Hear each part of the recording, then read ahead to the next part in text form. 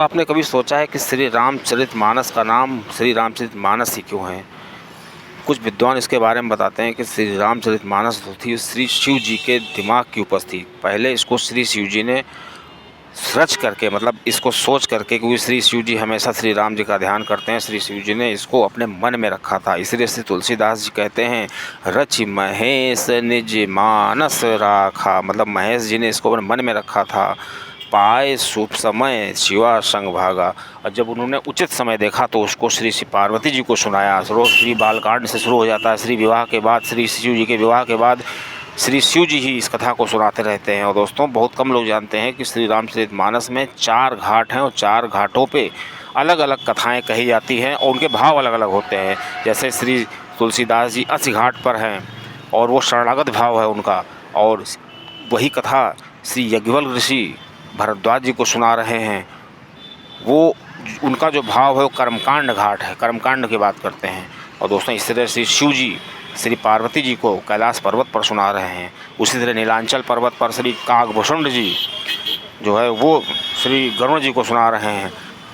इसलिए कहा जाता है कि जब भी कोई चीज़ हम सुनते हैं, एक ही कथा या एक ही बात होती है, मेन होता है कहने वाले के भाव क्या हैं। अगर वही कथा कहने वाला ज्ञानी है तो हमारे अंदर ज्ञान के भाव आ जाते हैं।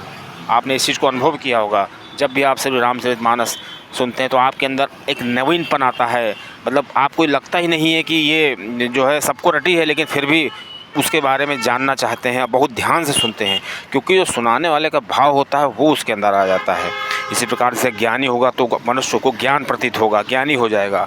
अगर सुनाने वाला प्रेमी होगा तो मनुष्य के अंदर प्रेम के भाव जागेंगे। अगर सुनाने वाला विरक्त भाव का होगा, मतलब दुनियादारी से कोई मतलब नहीं, झोला उठाया चल दिया, तो जो सुनने वाला है उसके अंदर भी उसी तरह के भाव आने लगेंगे। और उसी तरह अगर कोई शरणागत घाट वाला है तो वो अपने आप को उनके शरण में कर देगा, मतलब पूरी तरीके से अपने आप को शरण में, ईश्वर के शरण में कर देगा। कहा जाता है श्री राम के सामने, श्री वाल्मीकि रामायण में लिखा भी है कि अगर कोई श्री राम जी के सामने जा कर के हाथ उठा करके एक बार कह दे मैं आपके शरण में आया हूँ, तो श्री राम जी खुद कहते हैं, ऐसा श्री वाल्मीकि रामायण में लिखा हुआ है कि मैं उस भक्त की उसी तरह रक्षा करता हूँ जैसे बालक की रक्षा जो है उसकी महतारी करती है। दोस्तों, मेजर टिप्स सिग्नम चैनल में आपका स्वागत है। आपको जानकारी अच्छी लगे तो वीडियो को जरूर शेयर करिए। दोस्तों, श्री रामचरितमानस को इस मामूली चीज़ नहीं है, ये श्री राम जी का स्वरूप है और श्री शिव जी के मन की उपज है। श्री शिव जी ने श्री पार्वती जी को इसको सुनाया था। अब दोस्तों, श्री रामचरितमानस की चरित्र जो समझेगा, मतलब जैसे श्री रामचरितमानस हम लिखते हैं तो उसका मतलब ये भी निकालते हैं कि श्री ऊपर है, फिर राम है, फिर चरित्र है, फिर मानस है। मतलब श्री राम जी का चरित्र जो बार बार सुनता है उसके अंदर जो होता है उसके मन में श्री राम जी का चरित्र घर कर जाता है। और ऐसा प्रैक्टिकल भी है, अगर आप श्री राम कथा बार बार सुने तो ज़रूर वो आपके मन में पूरी तरीके से बैठ जाएगी और आपका आचरण बिल्कुल श्री राम जी के तरीके का धीरे धीरे होने लगेगा।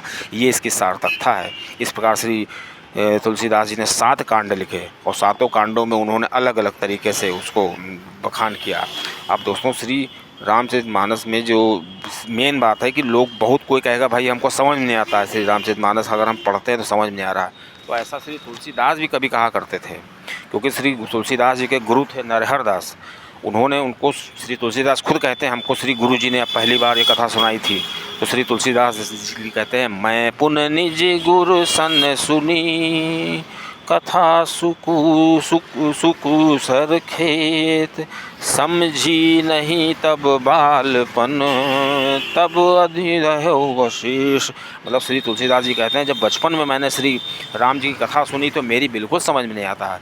फिर तुलसीदास जी कहते हैं कि ये राम कथा श्री हमारे गुरु ने बार बार हमको सुनाई। तब कोई मोबाइल वोबाइल तो था नहीं, तब कथा सुनाने के लिए गुरु ही होते थे, ना कोई हिंदी में कोई काव्य था, उसको संस्कृत जानने वाला ही पहले समझता था फिर सुनाता था।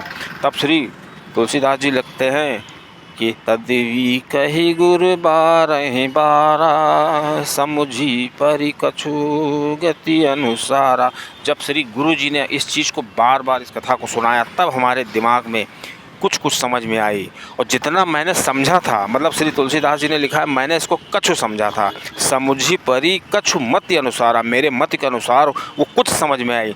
और जब इन्होंने कुछ समझा तो बताइए, इतना बड़ा ग्रंथ लिख दिया श्री रामचरितमानस, जिसकी एक चौपाई पर पूरे दिन चर्चा हो सकती है।